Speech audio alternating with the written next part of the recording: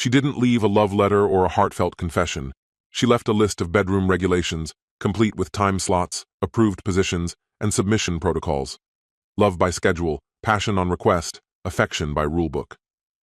He read each line like a sentence passed on their marriage, where feelings had been replaced by paperwork. And all of it was dressed up as healthy boundaries and advice from a recently divorced friend, loudly projecting her own bitterness as a manual for action. But she miscalculated. "Hello, my friend. I'm so glad you stopped by my channel. If you're here for the first time, don't forget to subscribe and share this video with your friends or family. It really helps my channel a lot. Please tell me in which city or country you watch this video. I value every one of your comments." So, let's get started. When I came home that evening, an envelope was resting neatly on our bed. The paper was sharply creased, and across the top, in my wife's graceful script, it read, "Bedroom Guidelines." I stood there for a moment, puzzled, unsure whether this was some kind of prank or an unusual setup for a new kind of intimacy. But as I unfolded the sheet, my confusion gave way to disbelief. "Effective immediately." Those were the first words, bolded and impossible to miss. Below, a numbered list detailed 15 directives that now governed every aspect of our physical connection. The very first item? Our intimate time was now limited strictly to Tuesdays and Saturdays, between 9 and 10:30 p.m. The second rule required that any romantic initiation be preceded by a written notice, submitted at least 3 hours beforehand. The third point allowed for only 3 specific sexual positions, outlined in a supplementary chart. The list went on, regulating everything from mandatory grooming protocols to time limits, even stipulating which pet names I was still allowed to use. After 5 years of marriage, I apparently now needed bureaucratic approval to touch my own wife. I sat at the edge of the bed, rereading the surreal commandments, struggling to comprehend what I was looking at. Rule 11 stood out in its absurdity. All performance will be subject to weekly evaluations via standardized feedback forms. This was coming from the same woman who used to pull me into dark corners at family weddings, laughing breathlessly like we were teenagers again. I heard her car pull into the driveway. Instead of confronting her then and there, I folded the document and tucked it into my pocket. Over dinner, I felt her watching me, clearly anticipating a reaction. I deliberately kept things mundane, talking about my meetings, asking about her day, ignoring the tension thickening between us. She fidgeted with her wine glass, tapping her fingers in a subtle but persistent beat. Finally, after half an hour of strained small talk, she broke the silence. "Did you read what I left for you?" she asked. "You mean the rule book?" I answered. Her expression tightened. She didn't appreciate the sarcasm. "They're not rules," she said quietly. "They're boundaries." This wasn't her first attempt to assert control. Just last month, she'd gone through my closet and discarded half my clothes, saying they didn't reflect who I am anymore. 2 weeks earlier, she'd installed a tracking app on my phone, insisting it was for safety. I'd pushed back each time, calmly, respectfully, but with firm resistance. But this was different. This crossed a threshold. "Where is this coming from?" I asked, doing my best to keep my voice measured. This isn't how married people operate. She straightened in her chair, regaining her composure. "Celeste told me that clear boundaries are key to a healthy marriage," she said. Of course, Celeste, her recently divorced friend who'd been planting toxic seeds in our lives ever since her own split. The same Celeste who claimed her biggest regret was ever giving her ex too much freedom. My wife's tone turned mechanical, like she was reciting something she'd rehearsed. "I've thought a lot about us. These rules will help create clarity and increase satisfaction for both of us." Clarity? Metrics? She was framing our marriage like a corporate restructuring plan. This wasn't the woman I married. These weren't her thoughts. They were someone else's words wearing her voice. I didn't say anything else, just nodded faintly and resumed eating. She hadn't anticipated that. No argument, no outburst, just silence. Later that night, when she tried to reopen the topic, I told her I needed space and chose to sleep in the guest room. I left the house early the next morning, careful not to wake her. Throughout the day, her messages became increasingly urgent, asking what I thought of the new structure. I replied that we'd discuss it that evening. All day, I considered not just how to respond to her document, but what it had laid bare. This wasn't just about a list. It was a symptom of something much larger. A slow drift, that had been reshaping our marriage under the surface. The rules hadn't caused the fracture, they merely illuminated it. She didn't realize it, but what she'd handed me forced me to confront a truth I'd been dodging for a long time. Things between us had changed, and not for the better. The woman I once fell in love with was full of laughter and spontaneity. She valued mutual understanding and freedom. Now, she was managing our closeness like it was an employee handbook. By the time I started the car that evening, I had made my decision. What I planned to say would be clear and unambiguous, something that could either guide us back to what we once had or draw a final line in the sand. But I knew one thing with absolute certainty. I wasn't going to live under a system where love required scheduling, consent forms, and performance metrics. It was time to either rebuild the trust and respect we'd lost or walk away from whatever this had become. Looking back, the signs had been there. Her need for control hadn't arrived all at once. It crept in gradually, like ivy scaling a brick wall, innocent at first glance, until one day you see it's overtaken the entire structure. In the early days of our marriage, everything felt balanced. We shared the weight of decisions, never kept score, and our connection was effortless. But around 2 years ago, I noticed a shift. Small remarks began to feel like subtle critiques: my wardrobe, my friends, how I spent my downtime. I remember the first real warning sign. I'd planned a weekend fishing trip with my old college buddies, a tradition I'd kept for years. Just 3 days before I was set to leave, she suddenly remembered that she'd scheduled a work dinner that weekend and needed me by her side. When I reminded her of my plans, she didn't object directly.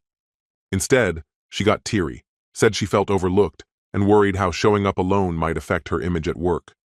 Wanting to be supportive, I canceled the trip. She was so thankful, warm, loving, appreciative. At the time, I felt good about my choice. I didn't realize I'd just taught her how easy it was to redirect my boundaries. After that, the pattern only deepened. And now, we'd arrived at this: performance reviews and intimacy on an appointment basis. She asked me to shift my workout schedule, saying that evenings alone made her uneasy. Then she began questioning why I needed to go out for drinks after work. Couldn't that time be better spent with her? Subtly, she started altering the pantry, swapping out my usual snacks for things she considered healthier. Each individual change felt minor, and each concession I made was met with fleeting warmth and occasional praise. But her expectations kept changing. Her approval became something I had to earn. Her affection grew scarce. Even our physical connection started to follow a similar trajectory. What started as gentle suggestions, "I like it when you," gradually turned into quiet criticisms. "Do you really have to?" And soon, those suggestions turned into strict, non-negotiable directives. "We're only going to do it this way from now on," she'd say. And every time I adjusted, her expectations became firmer. By 6 months ago, all spontaneity had vanished. Physical intimacy had become a rehearsed act, bound to her conditions, and any deviation was met with visible annoyance, disinterest, or an icy silence. What should have been shared, intimate moments instead became emotionally tense performances under her watchful eye. The night before she formally presented what I came to call the rules, another telling moment occurred. I leaned in to kiss her shoulder while she was reading in bed, a small, quiet act of affection. She recoiled like I'd violated some invisible boundary. "I can't just switch into that mode on command," she snapped. "There's a time and a place. This isn't it." I gently asked when the right moment might be. She answered coldly, "I'll let you know." Her tone made it clear. Intimacy was now something she rationed, doled out when it suited her, wielded as leverage. I lay awake that night, unsettled, and yet I still wasn't prepared for what would follow. Looking back, the list she gave me wasn't some dramatic shift. It was simply a written version of the rules she had already been enforcing, unspoken until then. What shook me wasn't how unreasonable the rules were, though they were absurd, but what they symbolized: a total breakdown of mutual respect. I wasn't her partner anymore. I was someone expected to obey, unquestioningly.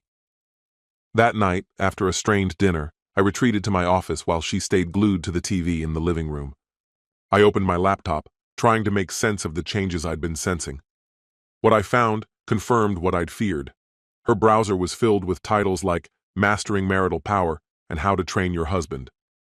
Worse still was a forum she'd joined, where women openly traded strategies for dominating their partners. My stomach turned as I read the threads she'd liked, posts about stripping men of independence and asserting control in the bedroom. This wasn't the person I'd married.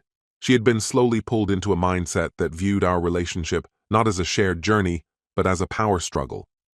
And now I stood at a turning point, continue down this road and lose myself, or take a stand, either to try to rebuild what we once had, or to walk away with some dignity left. That night, I chose the guest room again, telling her I needed time to process the new agreement. My calmness unsettled her. She'd probably anticipated a fight or immediate surrender. Instead, my measured reaction threw her off. It gave me a sense of control I hadn't felt in a long time. The next morning, Saturday, I left early, saying I needed space to think. In reality, I had a plan. To face this properly, I had to understand what had brought her to this point. I met Raymond, a mutual friend, at a coffee shop across town. His wife had once been close with mine, before Celeste came into the picture. That friendship had faded as Celeste's influence grew. When I explained everything, Raymond shook his head. "She's changed," he said. "My wife tried reaching out last month after your wife made some strange comment about training you right." He told me Celeste had hijacked the conversation, claiming women needed to take back authority in their marriages. That confirmed what I'd feared. This wasn't just about bedroom control. My wife had adopted a worldview where marriage was a battlefield.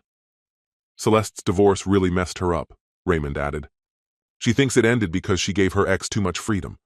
Now she's out to make sure no woman repeats her mistake. Suddenly, the obsessive control made more sense. My wife wasn't making arbitrary demands. She was following a philosophy passed down by someone else's bitterness. Ironically, in trying to prevent her own relationship from falling apart, she was driving it toward that exact fate. As I drove home, I felt more clarity than I had in weeks. I knew now that a simple confrontation would only lead to defensiveness. Trying to bargain would imply her rules had legitimacy. Quiet compliance would break me. No, I needed a new strategy, one that went to the heart of the issue, the loss of balance and mutual respect. When I returned, she was in the kitchen, preparing lunch with stiff, deliberate movements. She'd texted me 3 times while I was out, each message more insistent about finalizing our arrangement. The moment I walked in, she said, "We need to go over the rules." "We will," I replied. "But first I'd like to take you out for dinner tonight, somewhere nice." She looked surprised, then curious. "So, you're ready to talk terms?" "I'm ready," I said, voice steady and calm, to have a real conversation about our marriage. I could feel the tension pressing in on both of us, and it was clear we needed a release. "How about a massage today?" I offered softly. My treat.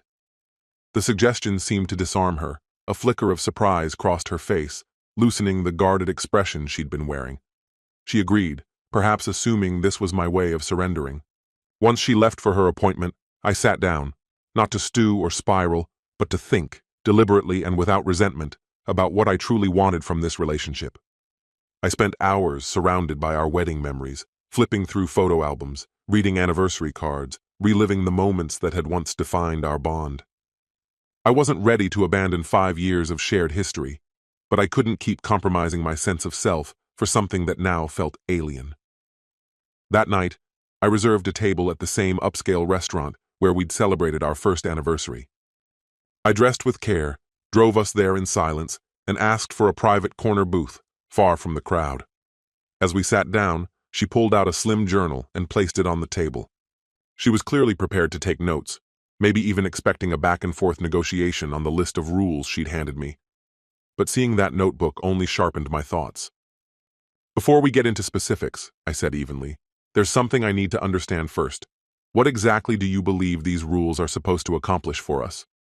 She didn't flinch. She'd obviously anticipated the question. "Structure. Clarity," she answered without hesitation. "When people don't know what's expected of them, relationships fall apart. I'm trying to set boundaries we can both live by." "I understand," I said with a nod. "But were you planning to follow these same rules too?" That made her pause.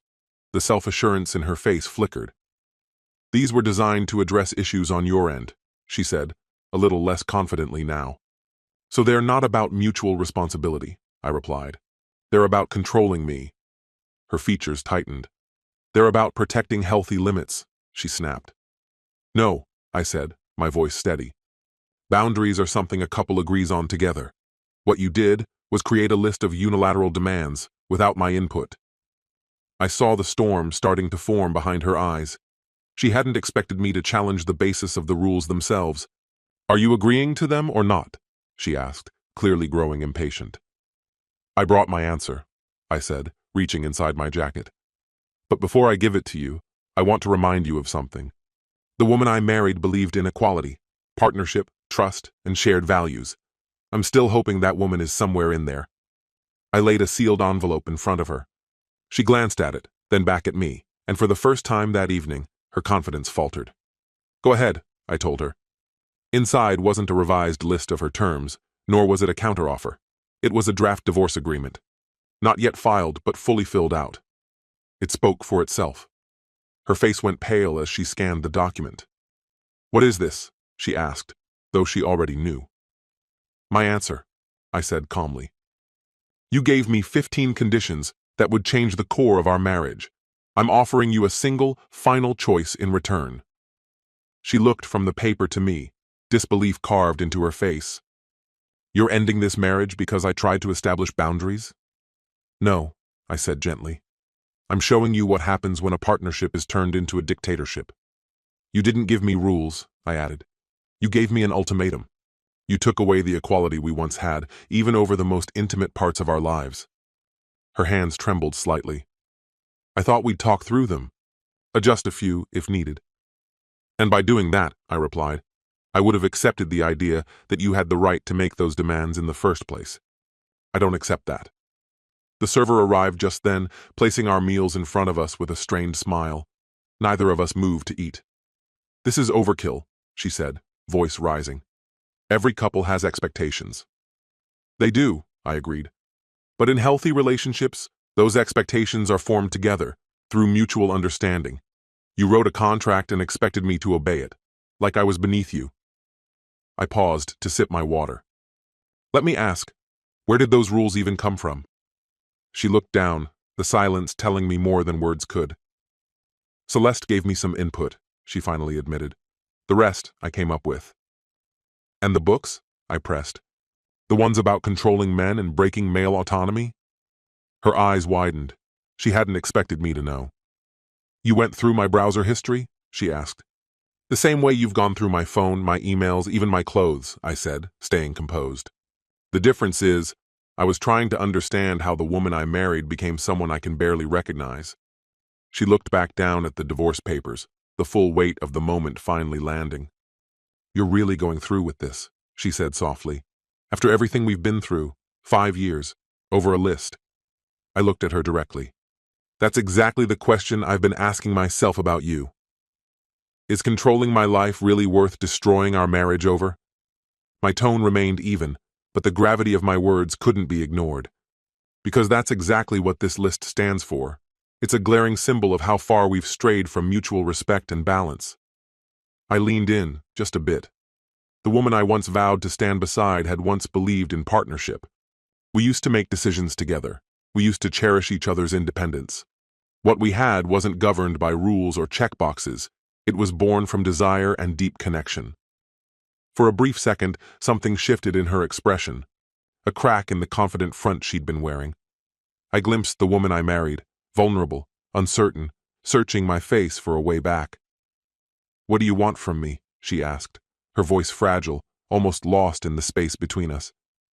I want my wife, I said without hesitation. Not this person who sees our relationship as a battleground for control. I want the woman who believed in us as equals, not someone who needs to monitor every move I make just to feel safe. I motioned toward the divorce documents resting on the table between us. They're unsigned. What happens next is your call. But let me be clear. I won't live under a dictatorship. I won't be inspected, timed, or regulated in my own marriage. We rebuild this on mutual respect, or we walk away. Her gaze dropped to the papers like they were something dangerous, unfamiliar. When she looked up again, her eyes shimmered with restrained tears. I don't want to end this, she said softly. Then choose, I responded. firm yet not unkind. You can have a husband who stands beside you, or you can have control. You can't have both. I extended my hand, not touching her, but offering a truth she couldn't ignore. This moment defines everything after. Choose wisely. Around us, the restaurant buzzed on. Laughter, silverware clinking, distant conversations, all oblivious to the quiet, seismic shift at our table. She stared at my outstretched hand, then down at the documents again.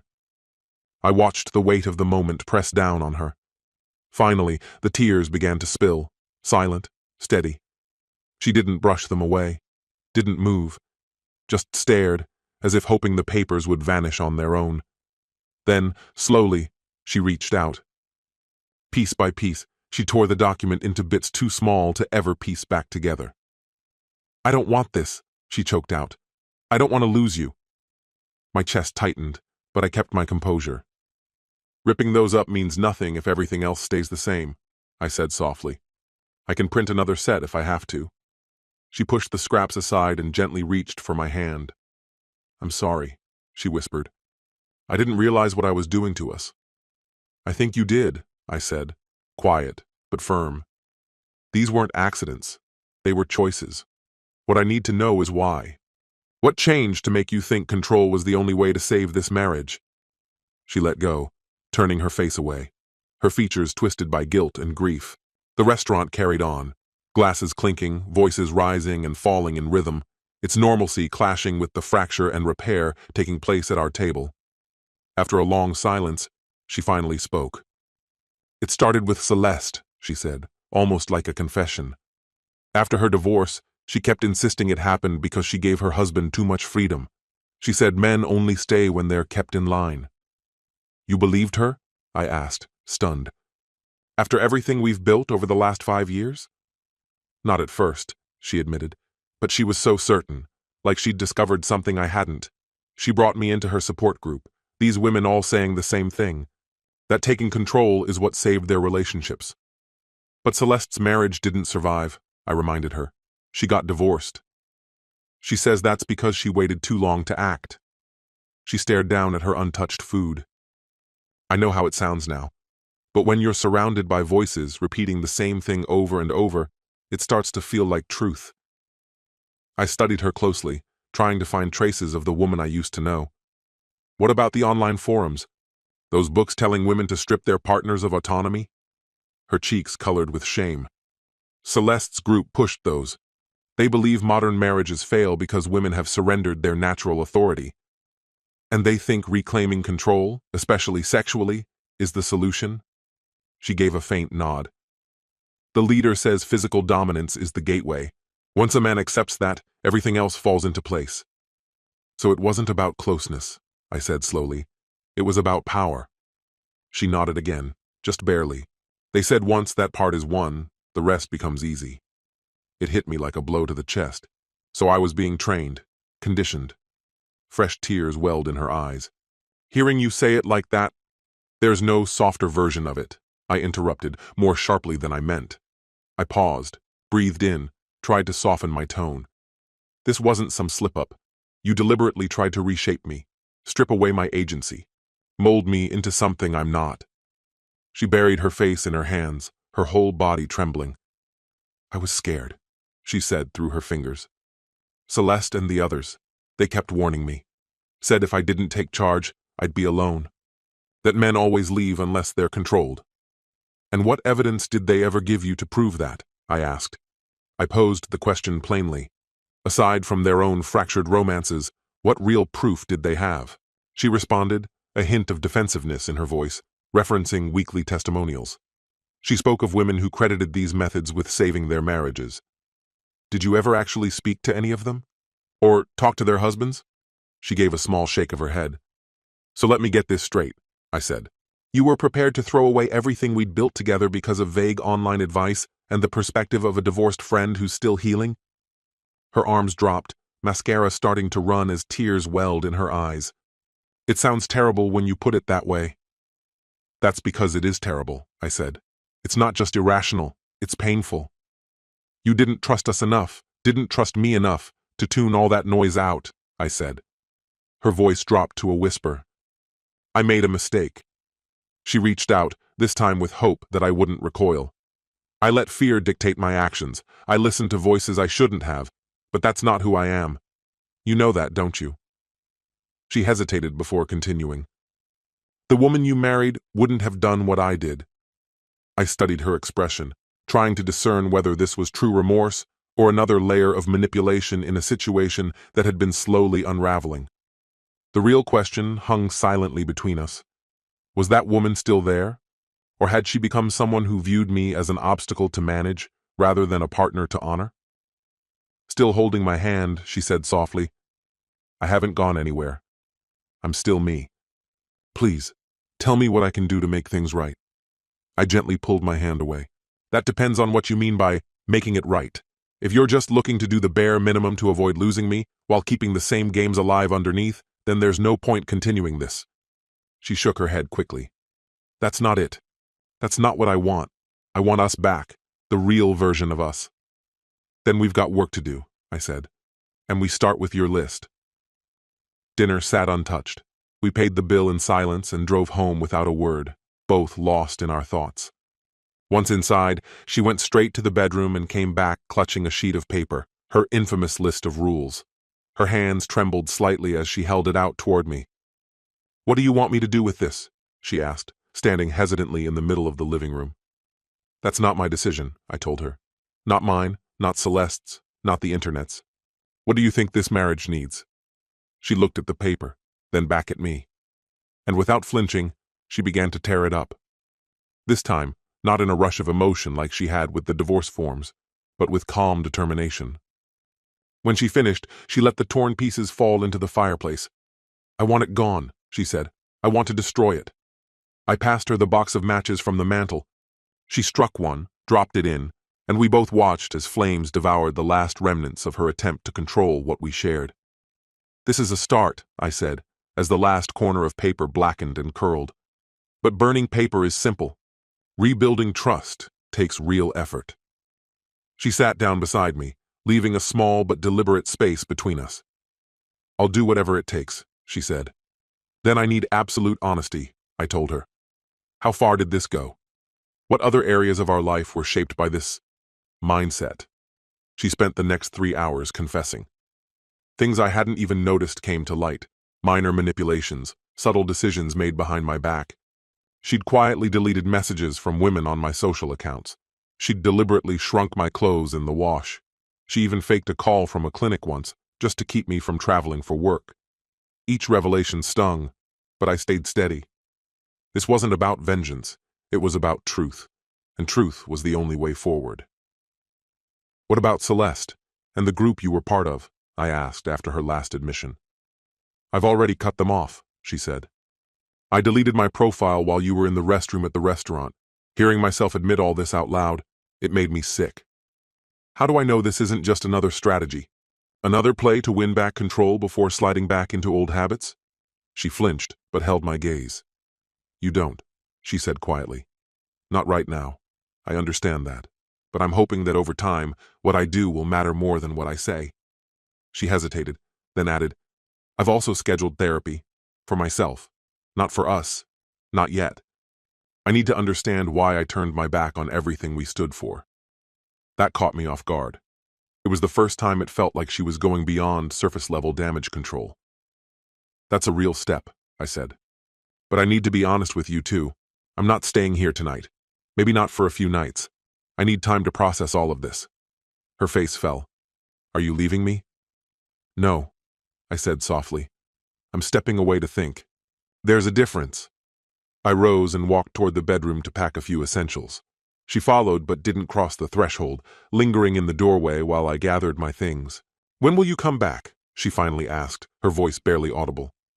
When I'm ready, I said. And when I do, we'll sit down, together, and talk about new boundaries. Mutual respect, not control, became the new foundation. Just as I was about to leave, I stopped, turned around, and looked at her. One last thing, I said. I need full access to your phone and all your accounts. The same transparency you expected from me. This wasn't a power move. It was about starting over with trust. She didn't hesitate. She handed me her phone, already unlocked. No passwords were concealed, no more secrets waiting in the shadows. The days that followed marked a careful, intentional reset. I spent a few nights in a hotel, needing time alone to sort through my thoughts and figure out what I truly wanted. When I finally returned, we began the slow and steady process of rebuilding. This time, with honesty and mutual dignity at the core. She began seeing a therapist twice a week. She ended her relationship with Celeste, even as Celeste tried to manipulate her way back into her life. The most important change, though, was in her. She started to resemble the person I had once fallen in love with again, someone who listened, who cared, and who saw me as her equal, not someone to control or manage. 6 months on, our marriage feels more solid than it has in years. The closeness that had once been smothered under a web of control and rigid boundaries returned. Only now it came from a place of openness, real communication, and mutual desire. Today, we make decisions as a team. We respect each other's space but choose every day to build a life together. Just last week, she handed me an envelope. It was the same size and shape as the one that used to hold her infamous list of rules, but this time it held something very different. There were no demands, no restrictions. Just handwritten notes filled with gratitude, reflections on the support I'd given her, and sincere apologies for forgetting what our partnership was meant to be. At the very end, she'd written one final message. Your calm response changed everything. You didn't fight back with more control. You didn't walk away. Instead, you gave me a real choice, and in doing so, you made me see the harm I was causing. Thank you for holding on to us when I had let go of what we were worth. Sometimes, the strongest answer to someone trying to control you isn't to yell or to give in. It's standing in quiet confidence, knowing your worth, and refusing to accept anything less than the respect you deserve. That night, her notorious list of bedroom rules wasn't just thrown away. It was replaced by something far more meaningful, a heartfelt vow to protect the equality and shared respect that make love worth holding on to. This story has come to an end. What's your opinion? Share it in the comments, my friend. And if you like this story, check out other exciting videos on my channel. I'll say goodbye until the next video. See you.